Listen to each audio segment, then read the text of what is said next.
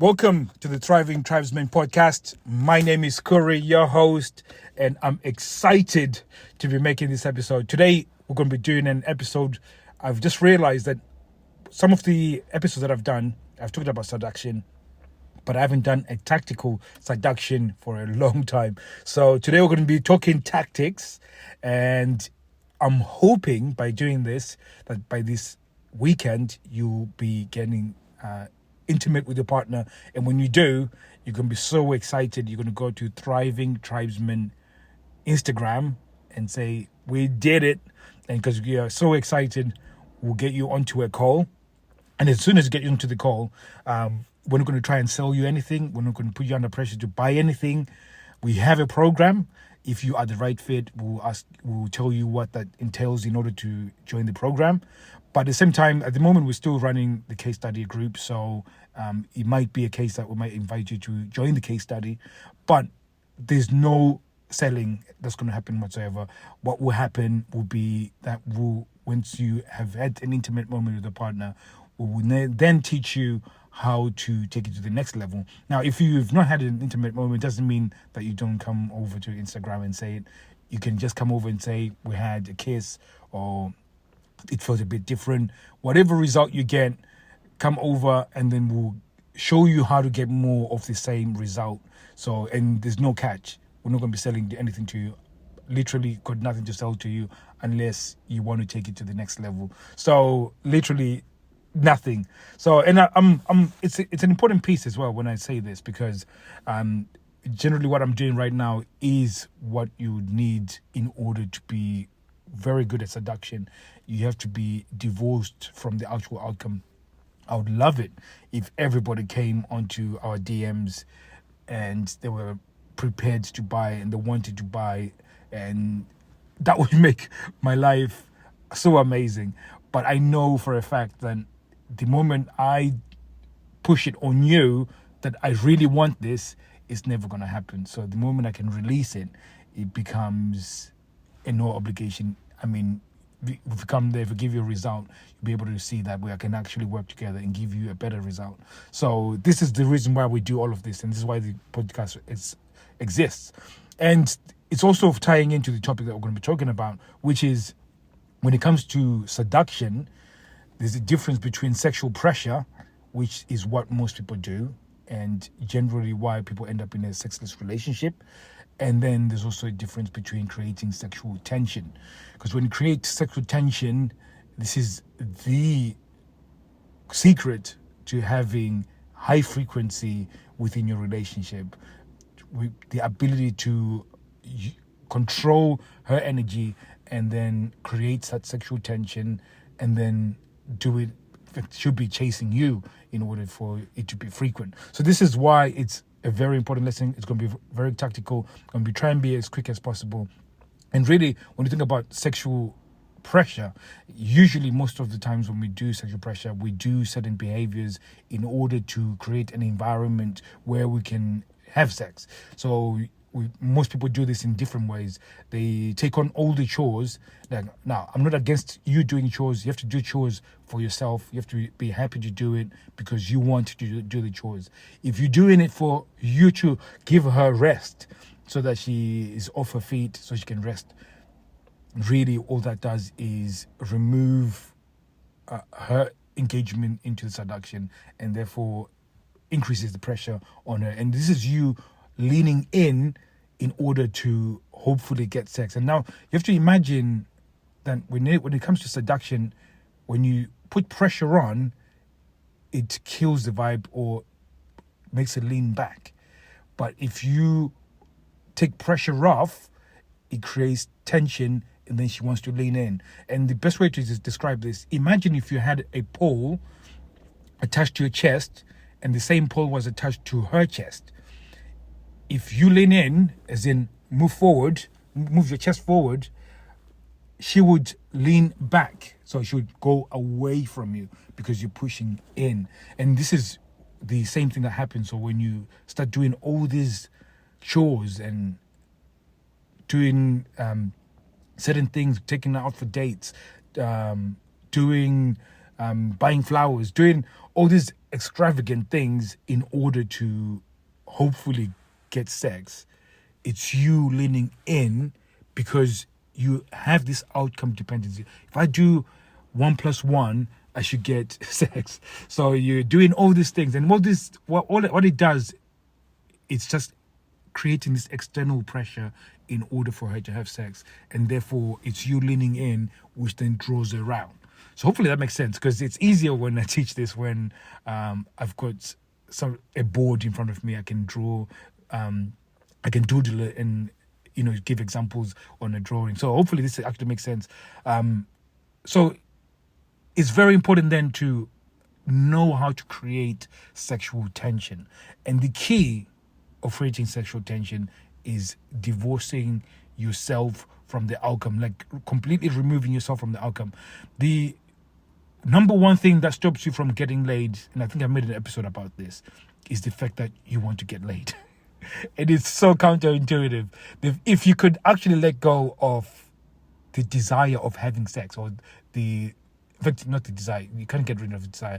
If you can get rid of the thought process that you need sex in order to feel connection, and you need her to give you sex in order for things to be good with you, that's the thing that's killing the passion. Because again, when you think like that, it controls your behaviors in order to increase the pressure for you to end up having sex, which is exactly the reason why you end up in a sexless relationship, because that pressure is pushing it away every single time you lean in order to make it happen. So it becomes very important that you are completely divorced from, literally cut off the actual outcome. If you didn't have sex this weekend, it's no big deal. If it didn't happen up until next weekend, no big deal. In my relationship, if it doesn't happen, no big deal. So it could not happen for 6 months, no big deal. I'm not saying I'll be happy about it. I'm not saying it's going to be something that I would enjoy. I would not enjoy it, obviously. But because I'm not tied into the outcome of having sex, like, I don't need sex in order for me to feel good about myself. I don't need sex in order for me to be able to function as a man on a mission, because really my mission is what's the most important thing. And generally when I focus on my mission and I'm totally not focused on sex being the center of my life, which it was at one point, it actually in itself creates attraction. So it's never happened that we've gone for 6 months, and it's never happened that we've gone for a month. I think the most is probably 3 weeks, and even then, it's not a lack of trying. It's just logistics are not working. So we're constantly, and part of the reason why I know that it's not it's usually because we're constantly in seduction mode. So we continuously playful. We're doing certain things that are keeping things the flame going, for lack of a better term. We're keeping the flame going by being playful. We've got our own inside jokes. We've got our in public games that we play that are sexual in nature, but are naughty, just that keeps the fire going.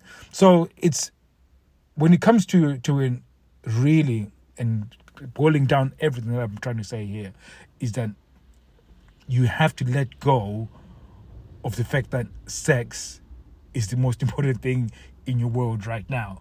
And I know that it's easier said than done, because part of it was, okay, I'm just going to try and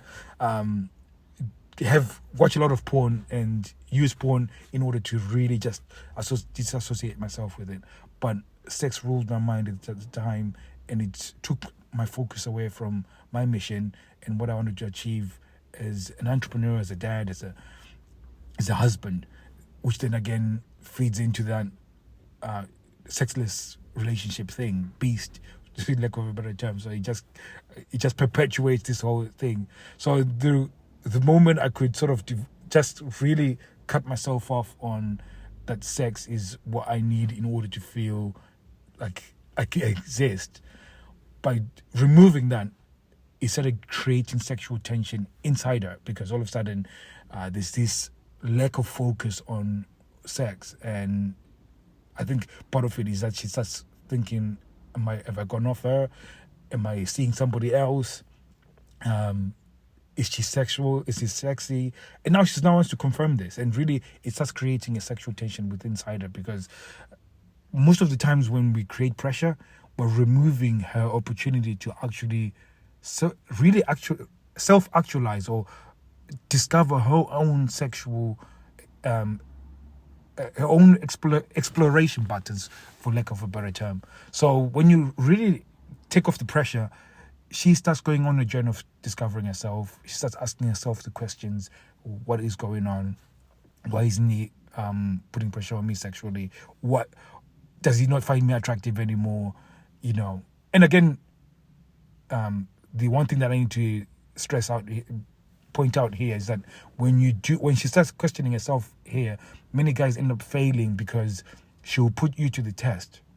She will flash you a boob or do something that is sexual, and then you pounce on. And then all of a sudden, you're now back in, I want sex mode. I need sex mode. And then all of a sudden, she goes, I thought you were ready. And I thought you were... So really, when she does give you just a snippet of something that's about to happen, it's no big deal. And the moment you treat it like it's not a big deal, it just increases that tension. So, and this is part of seduction as well, that, most guys, the moment there's just the tiniest hint of that it's going to happen, they're all in. But it's just really holding your cards and really playing it cool. The more cool you can play it, and the more nonchalant you can play it, the more you can create the tension. So I'm going to knock it on the head here. Hopefully it makes sense. If you sort of like what I'm talking about, but it still doesn't make sense, go to Thriving Tribesmen Instagram, type in case study. You can join our case study group. It's for a program that we're going to be charging a ridiculous amount of money, but it's one of those programs that is going to transform your life, not just your life, but make you into an absolute leader in your community, in your house. And not just that, but really increase your wealth and have better relationships. And again, I don't say this lightly. Hopefully some of the guys on the case study group will going to come on and tell you how this has transformed their lives, so you can actually see what we're talking about, because we're already seeing that we're transforming people's lives, and this is what I live for. So again, when you come over, it's not going to be a sales call. We're not going to pressure you into buying anything. Just come over, start having the conversation, start really trying to get things going. And part of it would show you how to actually create tension, that sexual tension, and that sexual tension that creates frequency as well within your relationship. So thank you very much for listening. Hopefully it's giving you ideas on what you need to do this weekend and how you can approach seduction, and you can actually start doing the things that will change your relationship. So thank you very much for listening. I'll be seeing you soon. Take care.